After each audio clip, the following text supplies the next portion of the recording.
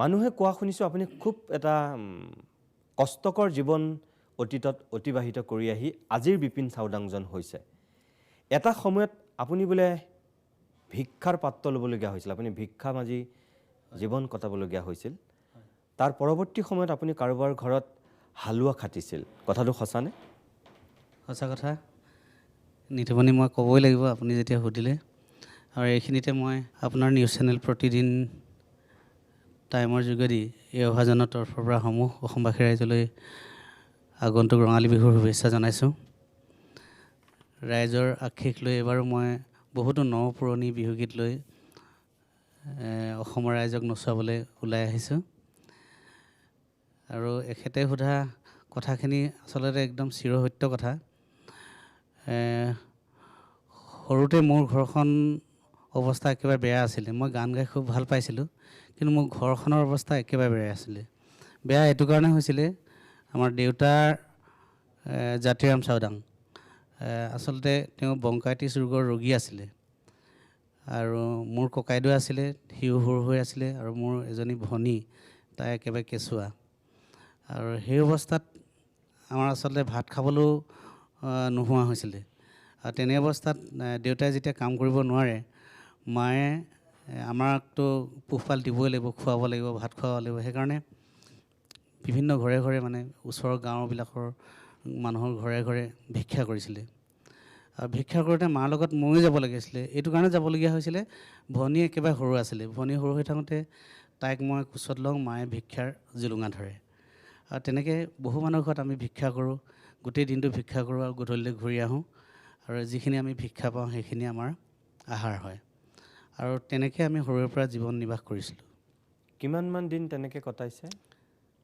আচলতে মই যেতিয়া LP স্কুলত থাকোঁ, তাৰ মাজে মাজে মই কেতিয়াবা স্কুললৈ যাওঁ। একেবাৰে সৰুৰ পৰাই ভণ্টিৰ পাছতে মোৰ পাছতে ভণ্টি, আৰু তাইক ল'বৰ পৰা মই আচলতে হোৱাই নাই। তথাপিও তাইক মই ল'বলগীয়া হয়, মায়ে ভিক্ষা জুলুঙা যেতিয়া ধৰে। আৰু তেনেকৈ ভিক্ষা কৰিবলৈ যেতিয়া যাওঁ, মানুহৰ ঘৰত বহুতো টেঙা মিঠা সকলো পাওঁ। আৰু কিন্তু এটা কথা ক'ব লাগিব নিতুমণি, মই গান গাবলৈ মানে মোক উৎসাহ জনাইছিলে সেইসকল মানুহে, যাৰ ঘৰত মই ভিক্ষা কৰিবলৈ গৈছিলোঁ। তেতিয়া মানে আমাৰ মায়ে কয়, এই আমাৰ ল'ৰাটিৰ কণ্ঠটো বৰ ভাল। মানুহৰ গৰাকীক কয়, গৃহস্থক কয়, ল'ৰাটো বৰ মানে ধুনীয়া গান গায়, আপোনালোকে এই গান গোৱাকচোন। আৰু তেতিয়া গৃহস্থই কয় মোক, কি গান গাৱেই ল'ৰা, গাচোন এটা। তেনেকৈ যেতিয়া কয়, মই গান গাওঁ, তেতিয়া সেইদিনৰ দীপেন দাহঁতৰ, ভূপেন দাহঁতৰ গানবিলাক মই অকণমান গাব পাৰোঁ। আৰু মই শুনিছিলোঁ তেতিয়া আমাৰ যেতিয়া তুলনীয়া বিয়া পাতে গাঁৱত, তেতিয়া এটা মাইক লগায়, একদম ঠোলা তেনেকুৱা হুলস্থুল কৰি থাকে। আৰু সেইবিলাক খুব শুনিছিলোঁ মই তেতিয়া। আৰু শুনিয়ে মই কিছুমান গান তেনেকৈ আয়ত্ব কৰিছিলোঁ, তাৰমানে গাইছিলোঁ। সেইবিলাক গান যেতিয়া মই মানুহৰ ঘৰে ঘৰে গাওঁ, তেতিয়া মানে মানুহে খুব ভাল পায়। তেতিয়া মানে তেওঁলোকে 2 টকা 1 টকা 50 পইচা 25 পইচা তেনেকৈ মোৰে দলি মাৰি দিয়ে। আৰু তেতিয়া মই মানে আৰু প্ৰেৰণা পাইছিলোঁ। তেওঁলোকে যেতিয়া পইচা দিছিলে, সেই পইচাই আমাক তেল নিমখ কিনিব পৰা হৈছিলে। আৰু তেনেকৈ মায়েও মোক লৈ ফুৰিবলৈ মোক সুবিধা পাইছিলে। মায়ে সেইটো কথাটো কৈ দিয়ে, ই গান গায়, মই গান গাই দিওঁ, তেতিয়া পইচা দিয়ে। তেনেকৈ আমি সৰুতে মোৰ জীৱন পাৰ কৰিছিলোঁ। আপুনি গীতবিলাক যে গাইছিল, আপোনাৰ ঘৰততো তেতিয়া ৰেডিঅ' নাছিল। নাই।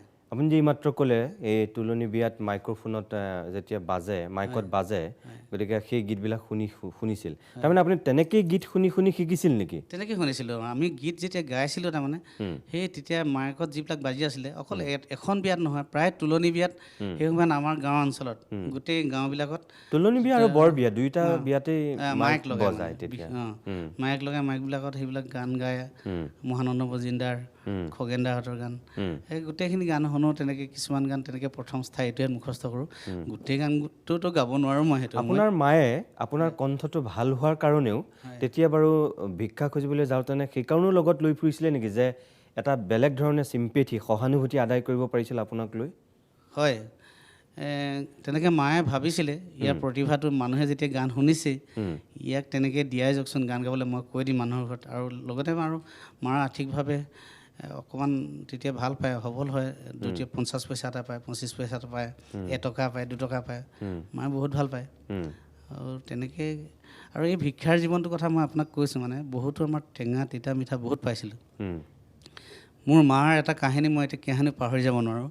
সেই কাহিনীটো হৈছিলে মোৰ দুটামান খুব জোৰকৈ দিছিলে স্বৰ, সেই স্বৰকেইটা মই পাহৰি যাব নোৱাৰোঁ। সেই স্বৰকেইটাৰ কথা মই এদিন কৈছোঁ মানে আপোনাক। খুব বৰষুণ আছিলে, আমি আগদিনা ভিক্ষা কৰিব নোৱাৰিছিলোঁ। ভিক্ষা কৰিব নোৱাৰাৰ কাৰণে মানে ৰাতি আমাৰ ভাত খোৱা নহ'ল সেইদিনা, খুব লঘোণে থকা নিচিনা হ'ল। দেউতাক কিবা এটা কৰি যোগাৰ কৰি দিয়া হয়, মংগাধীশৰ ৰোগী, তেওঁ চব্জি তব্জি হ'লেও কল পচলা আদিলৈকে আমি খাওঁ আৰু ইদিনাখন ওলাই গ'লোঁ আমি এঘৰ মানুহত, নাচনি গাঁও, সেইখন নাচনি গাঁও, মোৰখন 2 নং নাচনি গাঁৱৰ 1 নং নাচনি গাঁৱৰ এঘৰ খুব ধনী মানুহ, তেওঁলোকৰ ঘৰলৈ গ'লোঁ। তাৰপিছত ভাত খোৱা নাই, মাৰ চিন্তা লাগিছে, ল'ৰাটোৱে ভাত খোৱা নাই, ভনীয়েতো গাখীৰ খায়, ককাইদেউ কিন্তু স্কুল যায়, ককাইদেউৰ মানে খুব চোকা আছিলে সি, তাক কিবা এটা কৰি হ'লেও মায়ে ক'ৰবাৰ পৰা খুজি মাগি হ'লেও মানে ভাত এমুঠি আনি হ'লেও তাক খুৱায়। কিন্তু মোক ইমান গুৰুত্ব নিদিয়ে ইমান মায়ে, লগত থাকোঁৱে যেতিয়া ক'ৰবাত পাই যাওঁ মই। তেতিয়া এদিন কি হ'ল মানে ৰাতিপুৱাই গৈ এঘৰ মানুহত ওলালোঁ, গৃহস্থক মায়ে ক'লে মোৰ ল'ৰাটোৱে কালিৰ পৰা ভাত খোৱা নাই, ই খুব ধুনীয়া গান গাই দিব, আপোনালোকে শুনিব পাৰিব গান, আৰু কেইটামান ভাত দিব নেকি। তেতিয়া মানে কি হ'ল, মানুহে ক'লে ই গান গায় নেকি? অঁ গান গায়, এতিয়া ভাত দি দেচোন ইয়াক বোলে খাবলৈ। কিন্তু একদম ৰাতিপুৱা একো নাছিলে, সুদা ভাত, ককৰা ভাত আছিলে, পঁইতা ভাত বুলি যাক কয়, ভাত দিলে, লগত মানে একো নাছিলে, খাবলৈ একো নাছিলে, ভিক্ষাৰী ল'ৰা তেনেকৈ চলি যাব, নিমখ দিলে, জলকীয়া দিলে, তেনেকৈ মই খালোঁ। ইমানেই ভাত খাইছোঁ মানে খুব হাঁহিছে, গৃহস্থই কিয় হাঁহিছে মোৰ সেইবিলাক ধাৰণা নাই, মই ভাত খাবলৈ লৈছোঁ, খুব ভোক লাগিছে। মায়ে কিন্তু মোলৈ খুব বেছি চাইছে, মানে খুব চাইছে, কেতিয়াবা তেলেকাকৈও চায়, ভাত খাই আছোঁ। তাতে সেইখিনি সময়তে কি হ'ল মানে মাৰ বেছি খং উঠিলে নেকি, সেই ব'ল যাওঁ বুলি মোক ভাতৰ পাতৰ পৰা উঠাই পিনি ৰাস্তালৈ যাওঁ দিয়ক বুলি পেট ভৰিলে। তাৰপিছত আহি ৰাস্তাত মায়ে খুব জোৰকৈ মাৰিছে মোক, উঠাও ভাত খাই পাইছিলেগৈ হেনবা, ভাত খাই নাই পোৱা। এইটো মোৰ কাৰণে এটা ডাঙৰ কথা।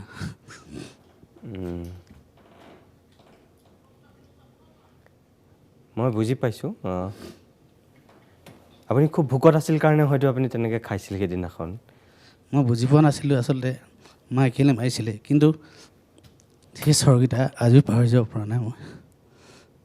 হয়তো চিৰদিনে নোৱাৰিম, অলপ বেলেগ হৈ গৈছোঁ, বেয়া নাপাব। নাই মই বুজি পাইছোঁ, আপুনিহে বেয়া নাপাব। মই চাওক, আজি আপোনাৰ চকুত চকু পানী, কিন্তু মই আপোনাক কওঁ যে মই আপোনাক সেইকাৰণেই মাতি আনিছোঁ যে আপুনি ক'ৰ পৰা আহি আজি ক'ত পাইছেহি, কি জীৱন কটাইছিল, আৰু আপুনি আজি কি হৈছেহি।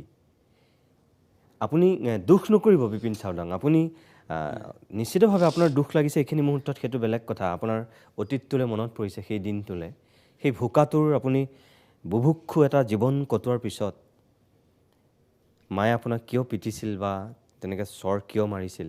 তেখেত দুখীয়া হ'ব পাৰে, কিন্তু তেখেতৰ এটা আত্মসন্মান আছিল। কিন্তু সেইটোৱে মই আজি চকুত চকু পানী ওলাইছে সেইটো কাৰণে। মায়ে যিটো সময়ত দুখ কষ্ট কৰি আমাক খোৱালে, আমাক মায়েও সদায় দুখীয়া দেখি গ'ল। মোৰ এতিয়া সেই ভিক্ষাৰ জুলুঙাৰ পৰা এখন ৰাইজে মোক ফুলাম গামোচা আঁৰি দিলে, কিন্তু এই ফুলাম গামোচা অঁৰাটো মায়ে দেখিবলৈ নাপালে, তাই গুচি গ'লগৈ নিজৰ জেগাত। মোক আগতে ভিক্ষাৰ জুলুঙা আছিলে মোৰ কান্ধত, কিন্তু এতিয়া ফুলাম গামোচা, সেইটো কাৰণে বেয়া লাগে। মই সেইটোকে আপোনাক ক'ব বিচাৰিছোঁ যে তেখেতে মানুহে বিশ্বাস কৰে স্বৰ্গত থাকে বুলি কয়। মই সেইখিনি কথা আপোনাক তেনেকৈয়ে কওঁ যে যদি তেওঁ সঁচাকৈ ওপৰৰ পৰা চাই আছে, হয়তো আপোনাৰ কাৰণে আশীৰ্বাদ হৈ আছে। আৰু তেখেতে আপোনাৰ প্ৰতিভাটো জানিছিল, কিন্তু সেইকাৰণেই হয়তো তেতিয়াই আপোনাক মানুহৰ ঘৰত তেনেকৈ কৈছিল যে সি ভাল গান গায়, তাক গাবলৈ দিয়ক, সেই কথাটো কৈছিল। আৰু আপুনি ভাত খাওঁতেনে চবেই হাঁহিছিল, আপোনাক তেওঁ তেনেকৈ চুলিত ধৰি লৈ গৈছিল, চৰিয়াইছিল, কিন্তু তেওঁ আত্মসন্মানত লাগিছিল। আপুনি হয়তো সেই মুহূৰ্তত এদিন যেতিয়া 24 ঘণ্টা নোখোৱাকৈ আছে, আপুনি কিমান ভোকাটো সৰু ল'ৰা এটা, গতিকে আপুনি গু গাখীৰ হয়তো যি পাইছে খাব বিচাৰিছিল। গতিকে তেওঁ হয়তো আত্মসন্মানত লাগিছিল বেলেগে সহাৰ কাৰণে, সেইটো কাৰণে আপোনাক তেনেকুৱা কৰিছিল। ঠিক আছে, আমি সেইখিনিলৈকে আহিলোঁ। মই আপোনাক দুখ দিবলৈ বিচৰা নাই, মই আকৌ সুধিবলৈ এতিয়া বেয়া লাগিছে। তাৰ পৰৱৰ্তী সময়ত আপুনি হালোৱা খাটিবলগীয়া হৈছিল। পৰৱৰ্তী সময়ত আমি যেতিয়া ককাইদেউ অকণমান ডাঙৰ হ'ল আৰু ময়ো যেতিয়া ডাঙৰ হ'লোঁ, আমি হাল বাব পৰা হৈছোঁ। হাল বাব পৰা হ'লেও আমাৰ ঘৰত মাটি সম্পত্তিখিনি আমাৰ দেউতাই সম্পূৰ্ণকৈ বন্ধকত দিছিলে। দেউতাই যেতিয়া ব্ৰংকাইটিছ ৰোগৰ ৰোগী আছিলে, তেখেতকো মই দুখ দিব বিচৰা নাই। তেখেতৰ স্বভাৱৰ কাৰণে যে এইটো হৈছে মই ভাবিব পৰা নাই, এতিয়া কোৱা নাই মই সেইটো বুলি। কিন্তু তেওঁ এটা বদ অভ্যাস আছিলে, কানি চানি মদ এইবিলাক খাইছিলে দেউতাই। পিছলৈ কিন্তু দেউতা ভাল হ'ল, বহুত ভাল হ'ল। অভাৱেও স্বভাৱ নষ্ট কৰে, তেনেকুৱা এটা কথা আছিলে নেকি তেতিয়া ধৰক। আৰু তেতিয়া আমি যেতিয়া অলপ ডাঙৰ হ'লোঁ, খেতি কৰিব নাঙল ধৰিব পৰা হ'লোঁ, তেতিয়া মোক মানুহৰ ঘৰত মায়ে কয়, তই এইবছৰ আমুকৰ ঘৰত থাক, আৰু এইবছৰ আহিলে এইবছৰ আমুকৰ ঘৰত থাক। আগতীয়াকৈ আমি হালোৱা থকা পইচাটো আমাৰ ঘৰলৈ আগতে লৈ আনো। আমাৰ ধান দিয়ে মানুহে, পইচা দিয়ে, আগতে আনো, আৰু তেনেকৈ আমাৰ ঘৰখন চলাবলৈ আৰম্ভ কৰিলোঁ। ককাইদেউ পৰা হ'ল, কিন্তু ককাইদেউক পঢ়িবলৈ মায়ে বেছি জোৰ দিছিলে। সি অকণমান চোকা আছিলে, মই পঢ়িবলৈ একেবাৰে সময়ে নাপাইছিলোঁ, আৰু মই অকণমান গাধাও আছিলোঁ। আৰু আপুনি তেনেকৈ লোকৰ ঘৰত থাকি থাকি যিখিনি সুযোগ পাইছিল তেনেকৈ পঢ়িছিল? তেনেকৈ পঢ়া হৈছিলে, তেনেকৈ স্কুললৈ গৈছিলোঁ। আপুনি কিমান বছৰ লোকৰ ঘৰত হালোৱা আছিল? প্ৰায় মই ক্লাছ 9লৈকে হালোৱাৰ খাতিয়ে 9লৈকে গৈছোঁ মানে। বিভিন্ন জেগাত, দুলীয়াজানৰ পৰা আমাৰ টিংখাঙৰ বিভিন্ন গাঁৱৰ মানুহৰ ঘৰত মই হালোৱা আছোঁ। সেই মানুহবিলাকে জানেনে যে সেইজন হালোৱাই আজিৰ এইজন বিপিন চাউদাং?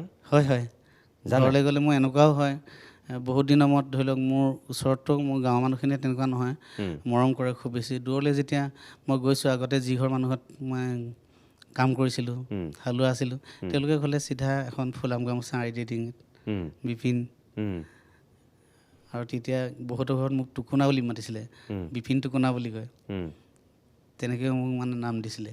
কিন্তু সেইবোৰ মানুহে এতিয়া বহুত শ্ৰদ্ধা কৰে, মৰম কৰে।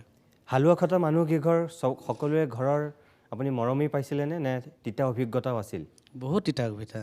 এনেকুৱা মানুহৰ ঘৰ পাইছোঁ মই, তেওঁলোকৰ গাই জাৰ্চি গাই আছিলে 3জনীমান। তেওঁলোকৰ ঘৰত মই ঘাঁহ কাটিব লাগে, এখন ফাৰ্মত ঘাঁহ কাটিবলৈ যাওঁ। ঘাঁহ কাটিবলৈ যোৱাৰ পাছত ৰাতিপুৱা মানে গাখীৰ মৰ খীৰাব লাগে, গাখীৰ মৰ খীৰাব লাগে, কিন্তু মোক দিয়ে তেওঁলোকে ৰাতিপুৱা লাল চাহ। মানে কিন্তু গাখীৰ চাহো নিদিয়ে? গাখীৰ চাহো নিদিয়ে। পুৰি ৰাতিপুৱা 2খন পুৰি দিয়ে খাবলৈ, তেওঁলোকে ধনী মানুহ, পুৰি বনায় 2খন পুৰি। তাৰমানে আচলতে মোৰ সেইটো অৱস্থাত মই যিটো কষ্ট কৰোঁ, 2খন পুৰি মোৰ একো নহয়, তথাপিতো সেই 2খন পুৰিকে খাই থাকিবলগীয়া হয়। আৰু তাৰপিছত 2টা-3টা বজাত আকৌ ভাত দিয়ে, তাকো তেওঁলোকৰ ইচ্ছামতে দিব, মানে ইমানেই খাব লাগিব। তেনেকুৱা মানুহ পাইছোঁ মই। সেই মানুহবিলাকৰ লগত এতিয়া আপুনি কেতিয়াবা সম্পৰ্ক স্থাপন কৰি পাইছেনে? পাইছোঁ, বহুত লাজ পায় তেওঁলোকে। আৰু আটাইতকৈ ডাঙৰ কথা হ'ল, তেওঁলোকে মানে এটা ল'ৰাৰ কথা ক'ব লাগিব, তেওঁ যদি শুনি আছে, তেওঁ মানে বুলেট চলায় খুব, বিভিন্ন গাঁৱে ভূঞে তেওঁ ঘূৰি ফুৰে, এনে ডেকা ল'ৰা, আমিতো তেতিয়া সৰু। তেওঁ বুলেটখন চলায়, আৰু গধূলি আহি পিনি মোক কয়, ঐ বিপিন মালিচ কৰচোন, তাৰ গোটেই গাটো মই তেল দি মালিচ কৰিব লাগে। তেনেকুৱা মানুহ আছে, কিন্তু সেইবিলাক মানুহে কিন্তু অকণমান লাজ পায় মোক এতিয়া, যিবিলাকে অন্যায় কৰিছিলে মানে, এতিয়া মোৰ ওচৰত নাচাপে সেইবিলাকে, বহুত বেয়া পায়। প্ৰিয় দৰ্শক, মই বিপিন চাউদাঙক আজি কিয় মাতি আনিছোঁ আপোনালোকে নিশ্চয় গম পাইছে। কেনেকুৱা এটা পৰ্যায়ৰ পৰা আহি এইগৰাকী বিপিন চাউদাং আজিৰ মানুহজন হৈছে। ইয়াতকৈ হয়তো আৰু বেছি ক'বলৈ একো নাই। কিছুমান সোণৰ চামুচ লৈ জন্মগ্ৰহণ কৰে, তেওঁলোক খুব ভাগ্যশালী, আৰু তেওঁলোকৰ পৰৱৰ্তী জীৱনটো সোণসেৰীয়া হয়। আৰু কিছুমান মানুহে জন্মগতভাৱেই দৰিদ্ৰতা লগত লৈ আহে, আৰু সেইসকল মানুহে দৰিদ্ৰতাৰ লগত সংগ্ৰাম কৰে, আৰু সংগ্ৰাম কৰি জীৱনক তেওঁলোকে বেলেগ এটা পৰ্যায়লৈ লৈ যায়। মই ভাবোঁ দ্বিতীয়টো শ্ৰেণীৰ লোক এইগৰাকী বিপিন চাউদাং, যি জীৱনৰ লগত সংগ্ৰাম কৰিছে, আৰু সংগ্ৰাম কৰি আহি আজিৰ বিপিন চাউদাংজন হৈছে, যিজন বিপিন চাউদাং আন 10জনৰ কাৰণে আদৰ্শ হ'ব পাৰে, প্ৰেৰণাৰ উৎস হ'ব পাৰে। এটা ভোকাতুৰ জীৱনেৰে আৰম্ভ কৰি আজি ক'ৰ পৰা আহি বিপিন চাউদাং কোন পৰ্যায়ত পাইছেহি আপোনালোকে হয়তো এতিয়া গম পাইছে। মই এনেকৈ কিছু কথা পাতিম, আপোনালোকক গীত শুনাম। বিপিন চাউদাঙক অকল যে কথা পাতিবৰ কাৰণে মাতিছোঁ তেনেকুৱা কথা নহয়, গীত গাবৰ কাৰণেও মাতিছোঁ। বিপিন চাউদাং, এতিয়া আপুনি খুব জনপ্ৰিয় শিল্পী এগৰাকী অসমৰ, ইমূৰৰ পৰা সিমূৰলৈ আপুনি গীত গাই ফুৰে। মই আকৌ কথা পাতিম, যিহেতু দৰ্শকে কথা পাতি থাকিলে বেয়াও পাব। হয়, সেই একেবাৰে আপুনি আৰম্ভণি পৰ্যায়ৰ বিপিন চাউদাঙৰ এটা গীতেৰে অনুষ্ঠানটো আৰম্ভ কৰিম। যিটো সময়ত আপুনি নিষিদ্ধ হৈছিল, যিটো সময়ত আপুনি জেল খাইছিল, যিটো সময়ত আপুনি সেনা বা আৰক্ষী প্ৰশাসনৰ অত্যাচাৰৰ মুখামুখি হৈছিল, কথাখিনি মই পিছত ক'ম, হয় দৰ্শকসকলক আপুনি পিছত ক'ব যে কিয় সেই পৰিৱেশটোৰ মুখামুখি হৈছিল। কিন্তু সেই তেতিয়াৰ মুক্তিৰ গান আপোনাৰ জীৱনৰ প্ৰথমটো কেছেট আছিল, মুক্তিৰ গান। হয় বজৰং অপাৰেশ্যনৰ সময়ত। হয় হয় মুক্তিৰ গানৰ এটা গীতেৰে যদি আজিৰ অনুষ্ঠানটো আৰম্ভ কৰোঁ। হয়, মই গীতটো গাম, কিন্তু গীতটো গোৱাৰ আগতে মই দুটামান কথা ক'ব লাগিব। এই মুক্তিৰ গান কেছেটখন যে মই যেতিয়া কৰিছিলোঁ, তেতিয়া এটা সংগঠনে মোক সহায় কৰিছিলে, আৰু সেই সংগঠনত সহায় কৰিছিলে কেইজন মানুহে মোক যোগাযোগ কৰি দিছিলে। আৰু সেইকেইজন মানুহৰ নাম মই এতিয়া ল'বই লাগিব আপোনালোকক, যিকেইজন মানুহে মোক গুৱাহাটী দেখাইছিলেহি। সেইজন এজন হৈছে ধমন গাঁৱৰ বসন্ত খনিকৰ, আৰু মোৰ ককাইদেউৰ নিচিনা এজন আছে, যিকেইজনে মোক মানে এই মোৰ কণ্ঠটোৰ কাৰণে, মোৰ গান গোৱাৰ কাৰণে বহুত চেষ্টা কৰিছিল তেওঁ। সেইজন হৈছে দুৰ্লভ গগৈ। তেওঁলোক আছে নাই এতিয়া? তেওঁলোক আছে। আছে।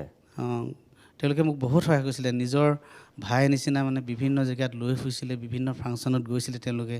এখন আমি ফাংচন তেতিয়া কৰিছিলোঁ, বহুত ভিতৰ গাঁৱত বোকাই পানীয়ে গৈছিলোঁ, জীপ লৈ আমি ফাংচন কৰিছিলোঁ। তেতিয়াও কিন্তু বসন্ত খনিকৰ, দুৰ্লভ গগৈহঁতে সহায় কৰিছিলে। অকল তেওঁ বুলি নহয়, ধমন হালমাৰী গাঁও, নলনীৰ গাঁও, মোৰ চকলীয়া গাঁৱৰ গোটেই ৰাইজে কিন্তু মোক বহুত সহায় কৰিছিলে। হয়, এতিয়া সেই মুক্তিৰ গান যিটো কেছেটত গীত গাই মই 3 মাহ দিন জেলত থাকিবলগীয়া হৈছিলে, সেই গীতটো গাইছোঁ মই এতিয়া। তাৰ সেই কেছেটখনৰ এটা গীত। ঠিক আছে, গাই লওক। তাৰপিছত আমি আৰু গীত শুনিম, কথা পাতিম।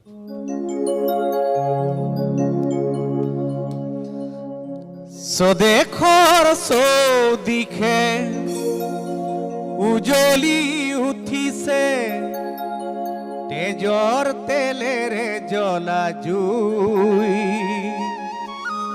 শত শ্বহীদৰ আত্মাই কান্দিছে, আই চৰণ বেদিছোঁ। স্বদেশৰ চৌদিশে উজলি উঠিছে, তেজৰ তেলেৰে জ্বলা জুই, শত শ্বহীদৰ আত্মাই কান্দিছে, আই চৰণ বেদিছোঁ, আই চৰণ বেদিছোঁ।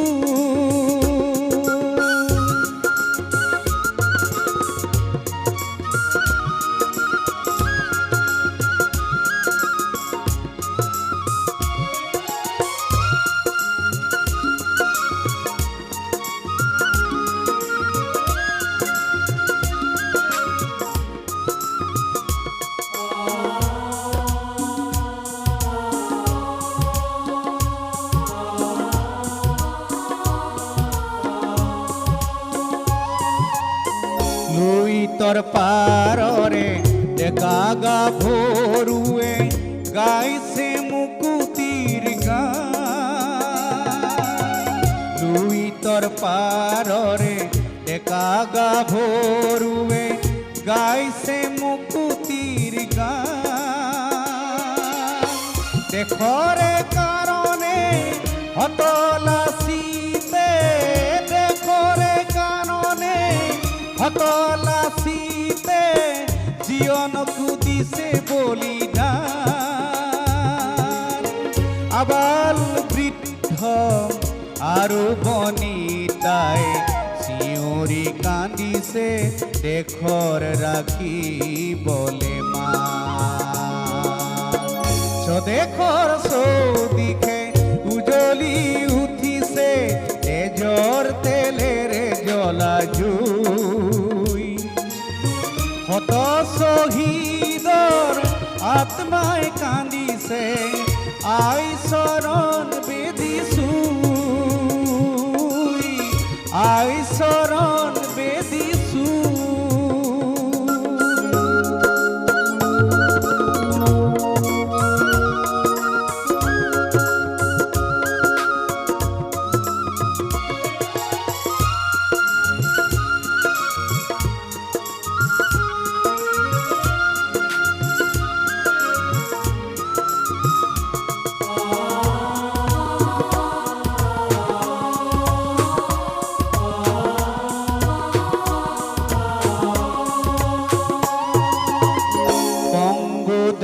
দেখায়ে চিঞৰি কান্দিছে মোক দেখি লাগে পংগু দেখায়ে চিঞৰি কান্দিছে মোক স্বাধীন লাগে নিৰ্যাতিতা গাভৰুৱে ই আধুনিক কান্দিছে নিৰ্যাতিতা গাভৰুৱে ই আধুনিক কান্দিছে মোক দেখি লাগে মোক স্বাধীন লাগে হত শহীদৰ আত্মাই মাগিছে তেজৰ সলনি মোক দেশ লাগে স্বদেশৰ চৌদিশে উজলি উঠিছে তেজৰ তেলেৰে জ্বলা জুই হত শহীদৰ আত্মাই কান্দিছে আই চৰণ বেদিছুই আই চৰণ বেদিছুই আই চৰণ বেদিছুই আই চৰণ বেদিছুই আই চৰণ